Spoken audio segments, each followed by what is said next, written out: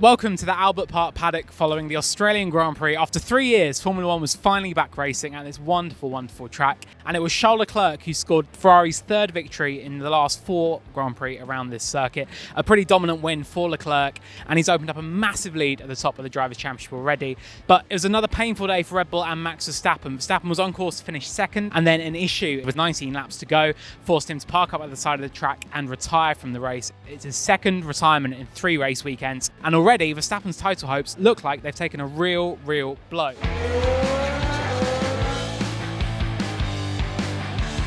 Verstappen came into this year obviously wanting to defend that championship, but it's been a pretty disastrous start really for Red Bull. I think the team, they came into this year pretty confident they could take the fight to Ferrari after a very close pre-season test between the two of them. Mercedes obviously have been pretty much well off the pace compared to those front two.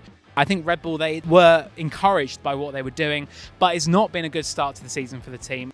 Charles Leclerc is already 34 points clear at the top of the Drivers' Championship, and it's actually George Russell for Mercedes who sits in second place. Remarkably, he nabbed third place today thanks to Verstappen's retirement. Verstappen, he finds himself 46 points behind Charles Leclerc at the top of the standings. It's a pretty big gap, and you've got to already question just what kind of effort it's going to take from Red Bull and Verstappen to bridge that and get back into the title fight.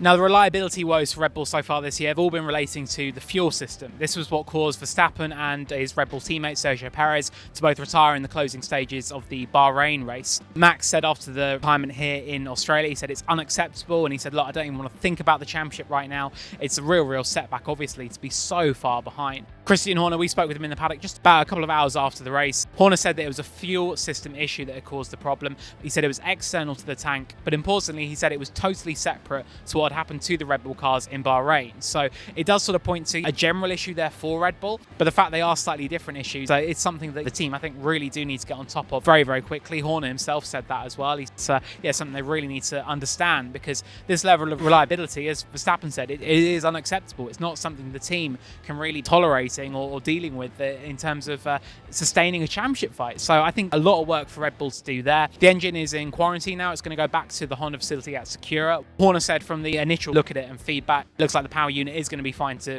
continue to be used. It is obviously yet another issue for Red Bull, and to already fall so far behind in the title race, it's really not good for Verstappen. Now, Verstappen after the race was very clear. He said, we're already miles behind in the championship. I don't even want to think about it right now. And it is a really big gap, I think, for the team to try and bridge and for him to get back into.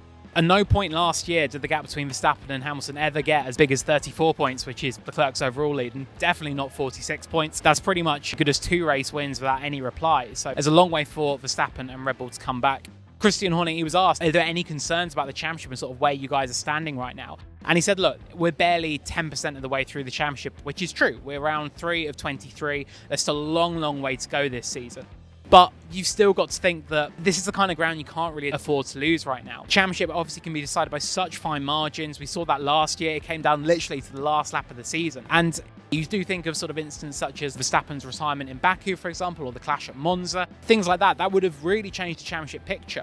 So already for Verstappen to have lost essentially 36 points, 18 in Bahrain and then 18 here, that's a big loss, and that's a lot to try and make up. And particularly with Ferrari looking so strong right now, I think that Red Bull, they really do need to get on top of this, because otherwise they're just going to find themselves losing more and more ground. Now, Horner said there were some positives to take. He said that ultimately the Red Bull balance of the car this weekend wasn't quite right. It wasn't quite in the right window.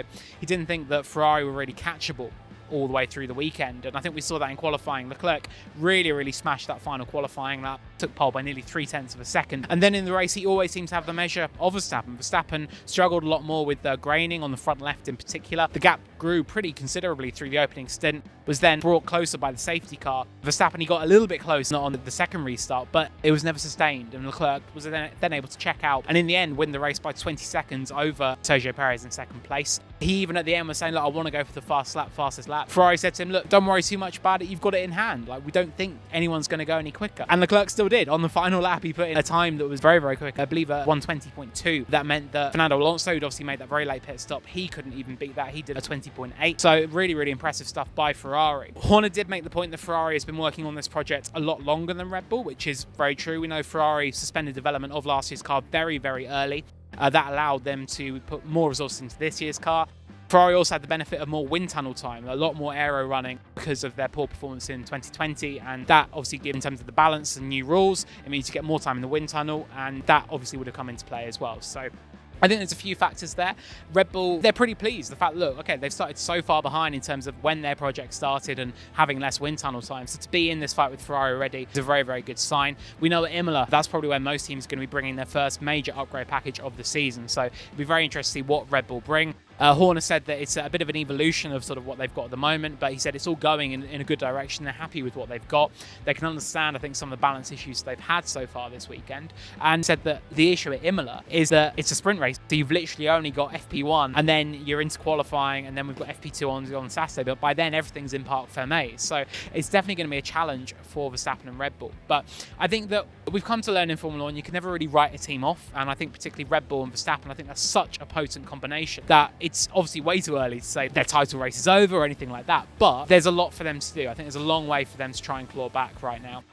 But nevertheless, the reliability, it's something that it never really hit Red Bull last year. Verstappen obviously finished so often. He was on the podium, 18 times across the course of the season, 10 wins in that time. So it was so impressive. And I think that we're seeing the cracks. And that was perhaps to be expected under the new regulations. So many teams did go through sort of these big overhauls. The only part that carried over year on year was the steering wheel, remember. So it's perhaps to be expected that we are going to see these kind of reliability gremlins creeping in. But for Red Bull, 2 out of 3 races, it's really not the start they would have wanted.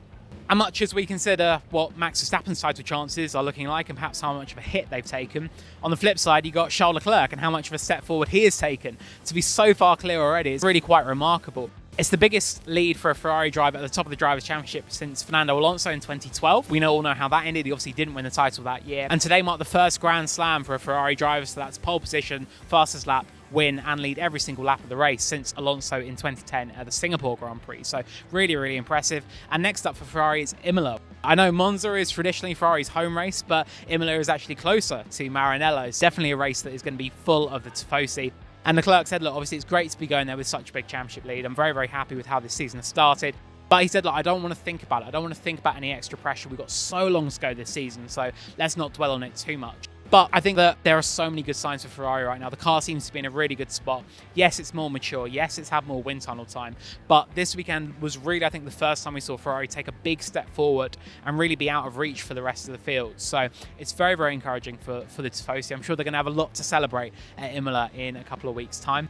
For Red Bull, though, yes, the hard work starts now. They really need to dig deep and understand what these issues were, why they happened, and how to prevent them moving forward. The team has obviously, they put in fixes after Bahrain to ensure that issue didn't happen again. I'm sure there'll be a similar response from this. It's definitely not the start to the season that Verstappen would have wanted. And that is it for the Paddock Pat Down from Albert Park. It's been a wonderful weekend in here in Australia. I know I've gone on about it a little bit at points in our podcasts and videos, but honestly, it's just so good to be back. I think one of the favourite Grand Prix of the season. We had a crowd of 420,000 fans over the weekend, according to Formula 1. That's an estimated attendance, but that would make it the biggest weekend event in Australian sports history, which is a massive, massive thing for F1.